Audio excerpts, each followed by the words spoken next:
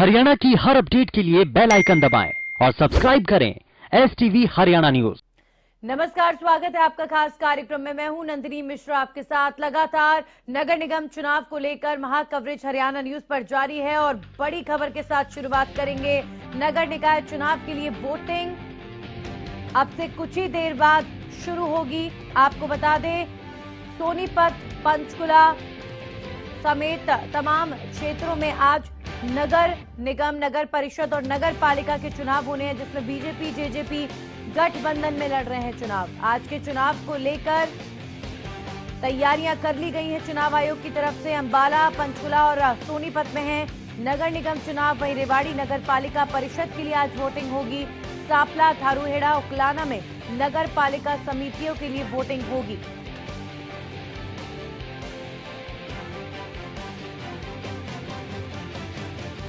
संवेदनशील और अति संवेदनशील क्षेत्रों में सुरक्षा के पुख्ता इंतजाम किए गए हैं। चुनाव आयोग द्वारा सारी तैयारियां कर ली गई हैं।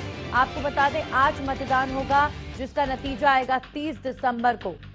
नगर निकाय चुनाव के लिए वोटिंग शुरू हो चुकी है। बड़ी खबर आपको बता रहे हैं, शाम 5:30 बजे तक वोटिंग चलेगी। आज मतदान का दिन और मतदान की प्रक्रिया शुरू हो चुकी है। पोलिंग बूथ पर लोगों का आने का सिलसिला शुरू हो चुका है। लगातार पल पल की अपडेट आपको नगर निकाय चुनाव को लेकर देते रहेंगे। बीजेपी और जेजेपी गठबंधन में चुनाव लड़ रहे हैं और इसी के साथ ही सीधे उनको टक्कर देने के लिए कांग्रेस ने भी हर वार्ड में अपने प्रत्याशी को उतारा है। अब देखने वाली बात होगी कि नगर निकाय चुनाव में लोग किसे अपना प्रत्याशी चुनते हैं और कितना असर सिंघू और टिकरी बॉर्डर पर चल रहे आंदोलन का इन चुनाव पर होता है। कहीं ना कहीं ये अग्नि परीक्षा का समय बीजेपी जेजेपी गठबंधन के लिए भी, क्योंकि इस चुनाव के नतीजे कहीं ना कहीं बताएंगे कि लोगों के ऊपर कृषि कानून के आंदोलन का कितना असर हुआ है। हमारे साथ सोनीपत से हमारे सहयोगी लाजपत जुड़ चुके हैं। लाजपत, क्या ताजा जानकारी? वोटिंग शुरू हो चुकी है सोनीपत में? जी बिल्कुल, सुबह का वक्त है और ठंड का समय है, क्योंकि जो वोटिंग थोड़ा सा लेट हो सकती है क्योंकि सुबह सुबह का वक्त है। 8 बजे का टाइम था, लेकिन अभी तक कोई पहुंचा नहीं है क्योंकि ठंड काफी है। और पहला वोट कौन करता है ये जरूर दिखाएंगे। और लगातार जो है सिंघू बॉर्डर पर जो किसान बैठे हैं उनका जरूर असर दिख सकता है, क्योंकि गठबंधन की सरकार है और गठबंधन पर बिल्कुल सवाली निशान खड़े होते हुए नजर आ रहे हैं। और नगर निगम का चुनाव पहली बार सोनीपत में हो रहा है, तो सोनीपत का अगर इतिहास देखें तो दिग्गज नेताओं ने यहाँ पर दमखम लगाया है। और इतिहास में अगर अतीत में जाएं तो सोनीपत की जनता ने कभी से ही जो दिग्गज नेता थे उनको हराया है। तो लगता है कहीं ना कहीं विपक्ष जो है मजबूत होता हुआ नजर आ रहा है, क्योंकि विपक्ष मजबूत इसलिए कहेंगे कि यहाँ पर चौधरी भूपेंद्र सिंह हुड्डा ने जो चुनाव लड़ा था वो भी यहाँ से उनको भी हार का सामना करना पड़ा। यहाँ पे चौधरी देवीलाल ने यहाँ पर जो चुनाव लड़ा था वो भी उनको भी हार का सामना करना पड़ा। तो अब देखना ये होगा कि जनता के हाथ में चाबी है, किसकी किस्मत का ताला खुलता है, क्योंकि आज जो ईवीएम है उनमें किस्मत के जो है सभी के जो खटके दबेंगे और किसकी किस्मत खुलती है ईवीएम के अंदर कैद हो जाएगी सभी की। और लगातार जो है 30 तारीख को सामने आएगा कि किसकी किस्मत खुलती है। जी बिल्कुल, और चाबी की किस्मत की चाबी भी जनता के ही हाथ में है। लगातार लाजपत, अगर बात करें तो बीजेपी जेजेपी गठबंधन को लेकर कई सवालिया निशान खड़े हुए हैं। अब ऐसे में दोनों ही पार्टियों के लिए वो वक्त है, कहीं ना कहीं या तो ये साबित कर पाएंगे इन चुनाव के नतीजों के बाद कि देखिए हमारा गठबंधन जो है वो लगातार सुरक्षित है और किसान आंदोलन का कोई असर नहीं पड़ा है। लेकिन अगर हार होती है तो कहीं ना कहीं ये भी साबित होगा कि कृषि कानून के खिलाफ हो रहे इस आंदोलन ने बड़ी छाप छोड़ी है। जी बिल्कुल, अगर बात करें गठबंधन की, जो हमने ग्राउंड लेवल पर देखा है, ग्राउंड लेवल की अगर हम बात करें तो गठबंधन की जो सरकार है उनके जो कार्यकर्ता होते हैं, जो नीचे लेवल पे काम करते हैं, जो वोटर भी होते हैं, हमने उनको इकट्ठा नहीं देखा। इकट्ठा देखते तो हमारे भी मन में आती कि कहीं ना कहीं मजबूती है। लेकिन अगर बात करें तो ग्राउंड लेवल के जो कार्यकर्ता है वो भी इकट्ठा नहीं है, तो ऐसे में जरूर असर देखने को मिलेगा। क्योंकि जो अगर बात करें तो सिंघू बॉर्डर पर जो किसान बैठे हैं उनका जरूर असर देखने को मिलता है इस चुनाव पर। तो ये आने वाला वक्त बताएगा। लगातार जो है एडी चोटी तक का दम सभी ने लगाया है यहाँ पर। हरियाणा सरकार सभी नेता यहाँ पर पहुंचे थे। जी। अब ये जो है आज जो है दिन है और आज वोट किसकी किस्मत में ज्यादा जी दबती है बिल्कुल वो ठीक 20 है तारीख को लाजपत आपने खुलासा कि होगा। जी एड़ी नंदिनी। चोटी का जोर लगाया गया है यहाँ पर सरकार में बैठे तमाम मंत्री और मुख्यमंत्री द्वारा। बने रहिए हमारे साथ लाजपत। अंबाला से अपडेट देने के लिए हमारे साथ हमारे सहयोगी बीएस गुलियानी जुड़ चुके हैं। अभी फिलहाल क्या ताजा जानकारी मिल पा रही है अंबाला से? वोटिंग शुरू हो चुकी है?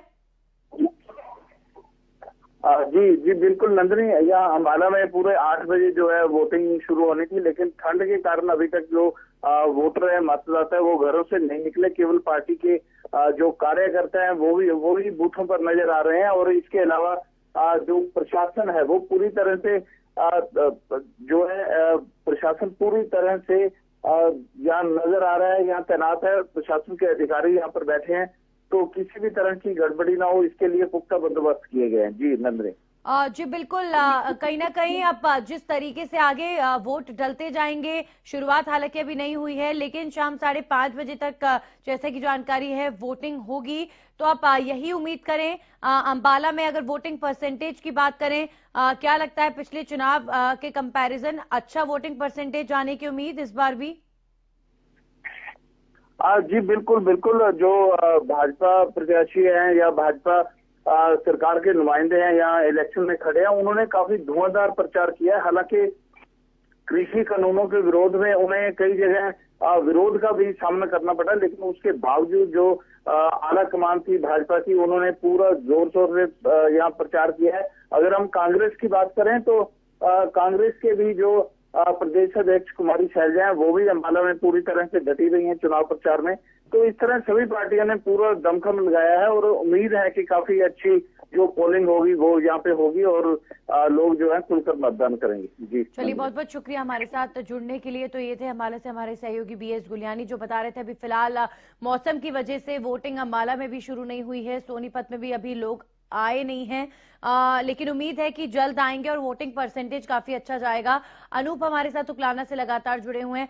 अनूप, अभी फिलहाल उकलाना में क्या लोगों के आने का सिलसिला शुरू हुआ? जी बिल्कुल, जिस प्रकार से चुनाव प्रशासन द्वारा तैयारी की गई थी, पहले जो भी यहाँ पर एजेंट थे सभी उम्मीदवारों को उनके सामने मॉक ड्रिल करवा दिया गया है। उसके बावजूद अब मतदाता आने शुरू हो गए हैं और सभी को सिस्टम वाइज और कोरोना की जिस प्रकार से गाइडलाइंस उसको देखते हुए डिस्टेंसिंग के तौर पे सभी को गोलदारे लगा करके उनको खड़े करने के लिए जगह बनाई गई है, पुलिस बल तैनात कर दिया गया है और चुनाव की जो प्रक्रिया है वो शुरू हो चुकी है। जी नंदी। जी बिल्कुल, तो शाम 5:30 बजे तक अब लगातार मतदान होगा। लगातार हम भी लोगों से यही अपील कर रहे हैं कि ज्यादा से ज्यादा लोग जाएं और अपने मत का प्रयोग करें। जैसा कि लाजपत और अनूप दोनों ही हमारे साथ जुड़े हुए हैं, तो आप दोनों से एक एक करके जानूंगी अब तक जो प्रचार प्रसार का दौर रहा लाजपत, चूंकि जैसा कि आप बता रहे हैं कि नगर निगम चुनाव पहली दफा सोनीपत में हो रहे हैं, तो ऐसे में क्या अलग चुनाव के प्रचार प्रसार में आपको नजर आया और कितनी गंभीरता से, कितनी सजगता से जो प्रदेश के बड़े बड़े दिग्गज हैं उन्होंने इन चुनाव को लिया?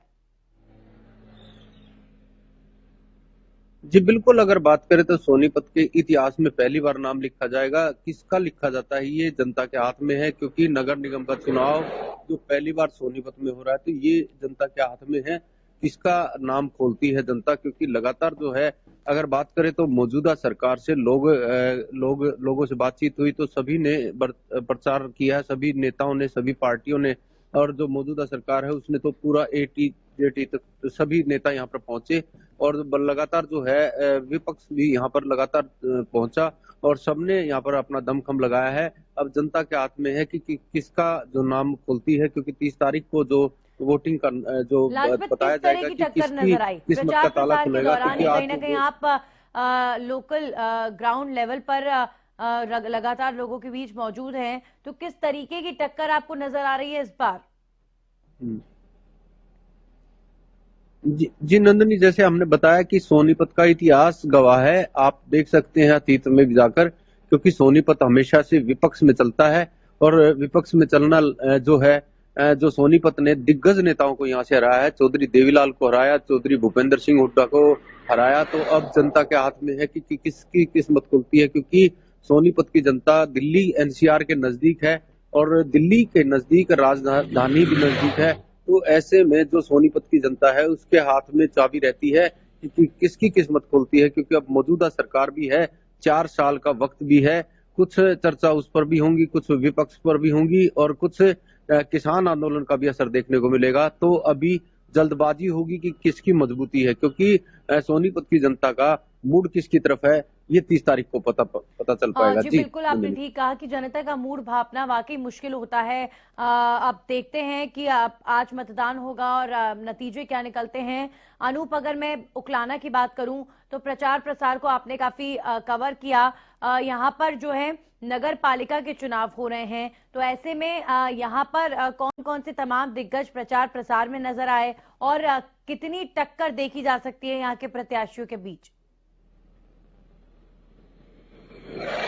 देखिए नंदिनी जी, अगर हम दिग्गजों की बात करें तो जो जेजेपी के यहाँ से राज्य मंत्री हैं अनूप धानक, वो लगातार 10 से 12 दिन तक यही डेरा जमाए बैठे रहे। हालांकि बीच में उन्हें बड़ी विरोध का सामना करना पड़ा, उनके आवास का जो है घेराव किया गया किसानों द्वारा। इसके अलावा बीजेपी के 1-2 नेता भी उनके साथ प्रचार में दिखाई दिए। लेकिन एक चीज यहाँ पर जो देखने वाली मिली कि जेजेपी बीजेपी का गठबंधन का जो प्रत्याशी है उसके लिए दिग्गज नेता तो कहीं न कहीं एकजुट थे, लेकिन उनके कार्यकर्ता और जो छोटे पदाधिकारी है वो बिल्कुल साफ तौर पर यह बात मना कर चुके हैं कि वो किसी भी हालात में गठबंधन का जो प्रत्याशी भले ही हो लेकिन जेजेपी के उम्मीदवार को वोट नहीं देंगे। इस प्रकार की खबरें ही नहीं, लोगों ने साक्षात सामने आकर भी ये बातें कही हैं। देखने वाली बात यह कि गठबंधन धर्म निभाया जाएगा या नहीं निभाया जाएगा। उसके बाद अगर कांग्रेस समर्थित उम्मीदवार की जाए तो उसके लिए भी कांग्रेस के जो बड़े नेता थे उन्होंने यहाँ आकर के प्रचार प्रसार किया, लेकिन फिर भी मुकाबला कहीं न कहीं निर्दलीय लोगों में माना जा रहा है। जी जी बिल्कुल। अब इसके अलावा अगर अनूप बात करें, अब 30 तारीख को जो है नतीजे आएंगे और कौन सी पार्टी चुनाव में जीत दर्ज करेगी ये तो नहीं कहा जा सकता, लेकिन हाँ, जो हरियाणा के तमाम बॉर्डर्स पर आंदोलन चल रहे हैं, किसान आंदोलन का असर तो जरूर इन चुनाव पर होगा। उसका बड़ा कारण ये भी है, जैसा कि आप बता रहे थे कि यहाँ पर किसान नेता, भारतीय किसान यूनियन के प्रदेश अध्यक्ष गुरनाम सिंह चड़ूनी भी पहुंचे और वहां पर उन्होंने लोगों से अपील करी है कि आप ऐसे प्रत्याशी को चुने जिन्होंने किसान आंदोलन का समर्थन किया हो। तो जाहिर तौर पर किसान नेता भी यहाँ पर ग्राउंड पर आकर प्रचार प्रसार करते नजर आए, तो असर होना भी लाजमी है। जी बिल्कुल, क्योंकि किसानी इलाका है, पूरा का पूरा उकलाना क्षेत्र है। हालांकि उकलाना जो है एक छोटे कस्बे के रूप में देखा जा रहा है, लेकिन उसके साथ लगता है गांव भी है। उसके अलावा अगर बात की जाए तो गुरनाम सिंह चुड़नी खुद कल सूर्यवाला चौक पहुंचे थे। उन्होंने टोल प्लाजा पे जाना था, सरस्वती बीच पड़ी, तो उन्होंने रुक करके यहाँ पर चुनाव के बारे में बोला और उन्होंने कहा कि जिसने किसान आंदोलन का समर्थन नहीं किया, ऐसे सीधा सीधा उन्होंने बीजेपी और जेजेपी के जो प्रत्याशी है गठबंधन के उन पर निशाना साधा कि जिन्होंने गठबंधन के जो भी हैं साथी उन्होंने किसान आंदोलन का समर्थन नहीं किया है तो उनको वोट मत दें किसी भी हालात में। इसके अलावा जो स्थानीय किसान नेता है उन्होंने राज्य मंत्री का घेराव किया है और यहाँ पर धरने प्रदर्शन किए हैं। तो बहुत अच्छा असर यहाँ पर देखने को मिल रहा है, क्योंकि जो मुकाबले की तस्वीर है कहीं न कहीं उसमें जेजेपी बीजेपी प्रत्याशी जो है वो बाहर नजर आ रहा है अभी तक। जी चलिए, लाजपत भी लगातार हमारे साथ जुड़े हुए हैं। सोनीपत में क्या लाजपत कोई किसान नेता या इस तरीके से किसानों का कोई जत्था चुनाव में प्रचार प्रसार करने पहुंचा था? जी बिल्कुल, यहाँ पर किसान कोई भी नहीं पहुंचा, लेकिन जो है सिंघू बॉर्डर नजदीक है इसलिए आम जनता उससे जरूर प्रभावित हो रही है, लेकिन किसान नेता कोई भी सोनीपत में नहीं पहुंचा, क्योंकि धारा 144 भी लगाई गई है उसका भी पालन करते हुए किसान यहाँ पर नहीं पहुंचे। धरने पर जरूर भीड़ है, लेकिन धारा 144 भी कहीं ना कहीं लगी हुई है। कल जो सांसद रमेश कौशिक जो हैं उनकी कोठी का जरूर घेराव किया गया था, लेकिन वहां पर भी कोई चुनाव की बात सामने नहीं आई। तो ऐसे में लगातार जो है आंदोलन तो तेज होता हुआ नजर आ रहा है, असर भी जरूर देखने को मिलेगा, लेकिन चुनाव के दौरान कोई भी यहाँ पर किसान नेता नहीं पहुंचा जिसने विरोध की बात की हो। जी नंदिनी। जी बिल्कुल लाजपत, अब चूंकि किसान नेता इसीलिए भी नहीं पहुंचे होंगे कि धारा 144 लगातार लागू है, लेकिन जैसा कि आप बता रहे हैं कि सिंघू बॉर्डर नजदीक होने से कारण इसका खासा असर तो जरूर लोगों पर पड़ा ही है, क्योंकि रोज इस बॉर्डर से लाखों की संख्या में लोग निकला करते थे और अब कहीं ना कहीं लोग निकल भी नहीं पा रहे हैं और जो वैकल्पिक रास्ते हैं उनको चुनते हैं तो ट्रैफिक व्यवस्था पूरी तरीके से चरमराई हुई रहती है। तो कहीं ना कहीं ये भी अहम मुद्दे रहने वाले हैं लोगों के दिमाग में, जब वो अपने वोट को, अपने मत को प्रयोग कर रहे होंगे तो ये मुद्दे भी उनके दिमाग में, उनके जहन में गूंजेंगे कि किस तरह की परेशानियों का वो पिछले 1 महीने में सामना कर रहे हैं और क्यों कर रहे हैं, किसे उन्हें वोट देना चाहिए। जी बिल्कुल नंदिनी, बात करें तो कुछ गांव के जो क्षेत्र हैं जहां पर ये जो धरना चल रहा है इसके नजदीकी गांव पड़ते हैं, जो कि दिल्ली एनसीआर के नजदीक पड़ते हैं। जैसे कि राई जो है, राई विधानसभा क्षेत्र का नाम से रोशन है और उसी गांव को बिल्कुल नजदीक से देखा जाता है।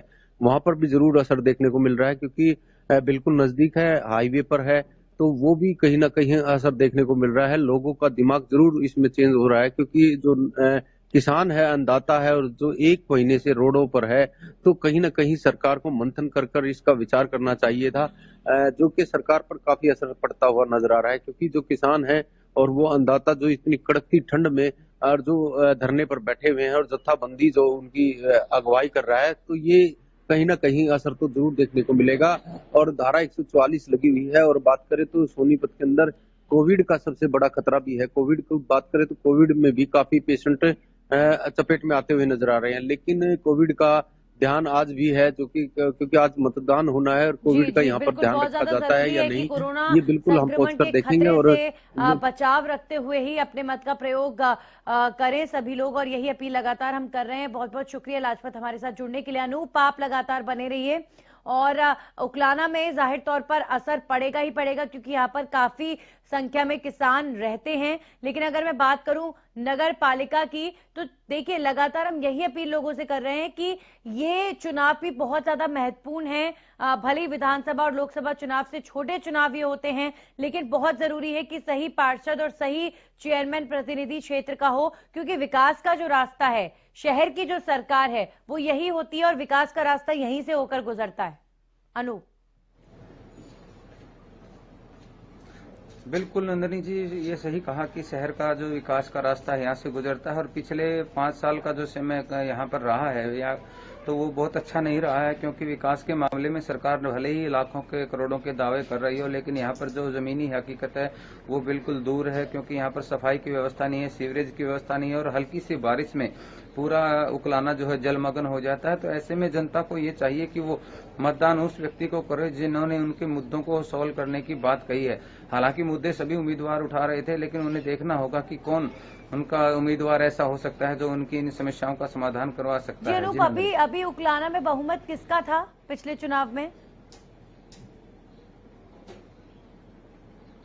देखिए नंदिनी जी, अगर बात करें तो पहले पार्षदों से चुना गया था और उसमें तिगड़मबाजी रही थी। पहले कांग्रेस समर्थित बनाया गया था, उसके बावजूद बीच में फिर जो पार्षद थे उन्होंने दूर हो गए थे और एक निर्दलीय के रूप में चुना था। उसने फिर जाकर के कहीं न कहीं बीजेपी का अपने आप को समर्थित बता दिया था, बीजेपी ज्वाइन कर ली थी। और पिछले जो 2-2.5 साल का समय गया है वो बीजेपी का हम कह सकते हैं, क्योंकि बीजेपी की मोहर उस पर लग गई थी, लेकिन उसके बावजूद भी विकास नहीं हुआ। यहाँ पर बहुत नगर पालिका कि ऐसे ऐसे मामले सामने आए हैं। यहाँ पर 8-8 लाख रुपए के फर्जी चेक काटे गए हैं, जिन पे एफआईआर तक दर्ज हुई है। तो इस प्रकार सा एक भ्रष्टाचार का अड्डा बनकर के उकलाना नगर पालिका रह गई थी, जिसको लेकर के इस जो चुनाव है अब जो चल रहा है, आज मतदान जिसके लिए होना है, तो इसमें सबसे बड़ा जो मुद्दा था उकलाना के अंदर भ्रष्टाचार का गुंजा। क्योंकि ऐसे बहुत सारे मामले आए जहां पर उकलाना में भ्रष्टाचार का बोलबाला रहा। मतलब कुल मिलाकर अनूप, पिछले 5 सालों में जनता यहाँ पर काफी ज्यादा त्रस्त रही है, जिसका असर इन चुनाव में जाहिर तौर पर पड़ेगा। और बेहद सूझबूझ के साथ सोच समझकर ही लोग अपना प्रत्याशी चुनेंगे, क्योंकि जैसा कि आप बता रहे हैं कि जो पिछला वक्त रहा उकलाना नगर पालिका के लिए, वो बहुत ज्यादा खराब रहा है। अनूप जी बिल्कुल बिल्कुल बिल्कुल, जो पिछले 5 साल, 5 की बजाय 6 साल निकल गए, क्योंकि 1 साल प्रशासनिक तौर पर नगर पालिका चली है। तो ऐसे में उकलाना का विकास नहीं हुआ जितना हो जाना चाहिए था। करोड़ों रुपए की ग्रांट आने के बावजूद। जी चलिए, अनूप से हमारा संपर्क टूट गया। बहरहाल आपको बताते लगातार महाकवरेज जारी है। उकलाना, रेवाड़ी और दारुएड़ा, सांपला, सोनीपत, पंचकुला और अंबाला, इन सब जगहों पर नगर निगम, नगर परिषद और नगर पालिका के चुनाव आज हो रहे हैं।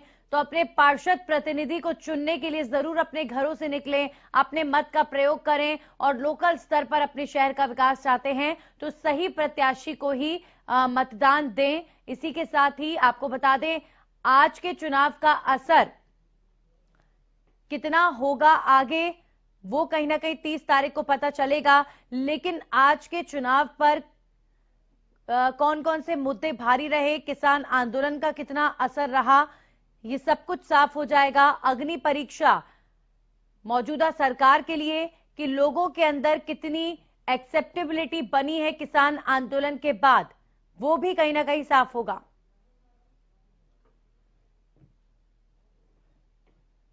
और अब आपको बताते हैं जनसंख्या कितनी हरियाणा नगर निगम चुनाव को लेकर। 7 निकायों में कुल 137 वार्ड के लिए वोटिंग हो रही है। वोटिंग के लिए कुल 893 मतदान केंद्र बनाए गए हैं। निकाय चुनाव की जंग के लिए शाम 5:30 बजे तक तैयार रहें और वोट डालने जरूर जाएं। कोरोना मरीजों के लिए यहां पर आखिरी 1 घंटा निर्धारित किया गया है। प्रदेश में 130 संवेदनशील मतदान केंद्र निर्धारित किए गए हैं, जहां पर अतिरिक्त बल तैनात है। 145 अति संवेदनशील मतदान केंद्र चिन्हित हैं। 30 दिसंबर को आएंगे चुनाव के नतीजे। कुल मतदाताओं की संख्या सोनीपत में 2,50,771, पुरुष मतदाता हैं 1,32,186 और महिला मतदाता हैं सोनीपत में 1,18,583। वार्ड्स की संख्या यहां पर 20 और कुल मतदान केंद्र जो बनाए गए हैं उनकी संख्या है 234 मतदान केंद्र सोनीपत में बनाए गए हैं। उम्मीदवार हैं यहां पर हरिप्रकाश बीजेपी से और मनीष सैनी कांग्रेस से। सोनीपत वार्ड नंबर 2 में उम्मीदवार है रविंद्र कुमार बीजेपी से, सुरेंद्र नैयर कांग्रेस से। Ward number 3 Surendra Madan BJP से, हरेंद्र कांग्रेस से। Ward number 4 Babita Kaushik BJP से और दीपिका कांग्रेस से। Ward number 5 Ravi Dahiya JJP से। जेजेपी बीजेपी गठबंधन में चुनाव लड़ रही है, तो कई सीट पर जेजेपी के भी प्रत्याशी हैं। वार्ड नंबर 6 ममता जेजेपी से, रेणु कपूर कांग्रेस से। फिर मुनीराम बीजेपी से वार्ड नंबर 7 की बात करें तो, और रवि कुमार कांग्रेस से। वार्ड नंबर 8 उम्मीदवार पुनीत बीजेपी से और प्रीतम कौशिक कांग्रेस से। वार्ड नंबर 9 की बात करें तो सुनैना कोहली बीजेपी से और राजीव कुमार कांग्रेस पार्टी से। Ward number 10 Mamta Luthra BJP से और राखी गोस्वामी कांग्रेस से। Ward number 11 Indu Walecha BJP से और मंजू शर्मा कांग्रेस से। 12 ward number Lakshmi Narayan Taneja BJP से, संजय चौधरी कांग्रेस से। वार्ड नंबर 13 की भी बात कर लेते हैं, संगीता बीजेपी से, सुनीता कांग्रेस से। ये तमाम पार्षद प्रत्याशी हैं। Ward number 14 Sanjay Kumar BJP से और सूर्य दहिया कांग्रेस पार्टी से। वार्ड नंबर 15 की बात करें, अतुल जैन बीजेपी से और अनिल गुप्ता सीटू कांग्रेस से। सीमा देवी बीजेपी से, मोनिका कांग्रेस से। वार्ड नंबर 16 की बात कर रहे हैं। 17 में ब्रह्मा जेजेपी से और नवीन कांग्रेस से। 18 Baljeet Singh JJP, Manjeet Congress. Sonipat ward number 19 Jaipal Singh JJP और विजेंद्र मलिक कांग्रेस से। ये तमाम वार्ड्स में जो ये अहम पार्टियों के प्रत्याशी हैं उनकी लिस्ट आपके सामने है। वार्ड नंबर 20 किरण बाला जेजेपी से और नीतू दहिया कांग्रेस से। तमाम वार्ड्स के प्रत्याशियों पर आपने नजर डाली। सोनीपत के तमाम वार्ड्स के प्रत्याशी हैं ये।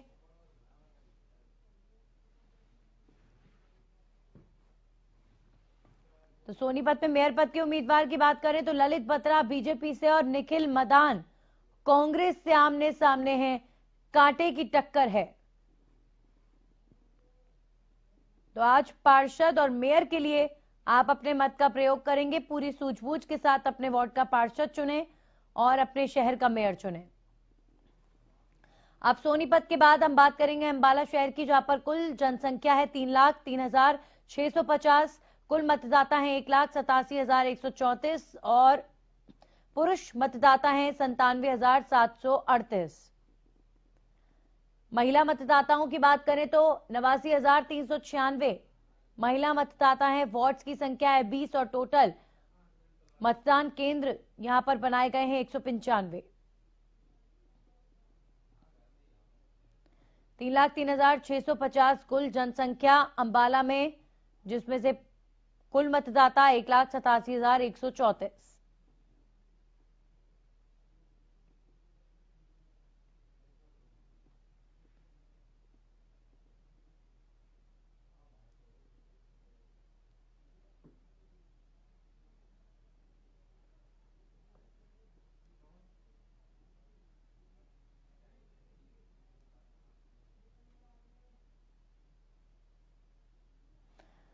वहीं अंबाला में मेयर पद के उम्मीदवार हैं डॉक्टर वंदना शर्मा बीजेपी से और मीना अग्रवाल कांग्रेस से। आज अंबाला में भी पार्षद और मेयर को चुनने के लिए जरूर निकलें और अपने वोट का इस्तेमाल करें। अंबाला के बाद अब हम बात करेंगे पंचकुला की, जहां पर कुल मतदाताओं की संख्या 1,85,707, पुरुष मतदाता 98,323 और महिला मतदाताओं की संख्या है 87,316। वार्ड्स की संख्या 20। वहीं मतदान केंद्र टोटल पंचकुला में बनाए गए हैं 275। पंचकुला में कुल मतदाता 1,85,707, पुरुष मतदाता 98,323।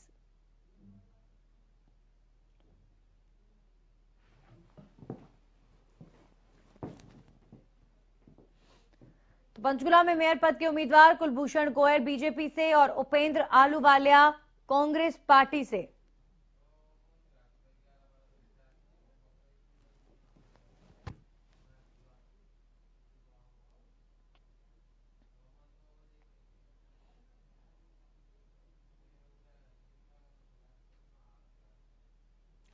और इसी खबर के साथ बुलेटिन में इतना है।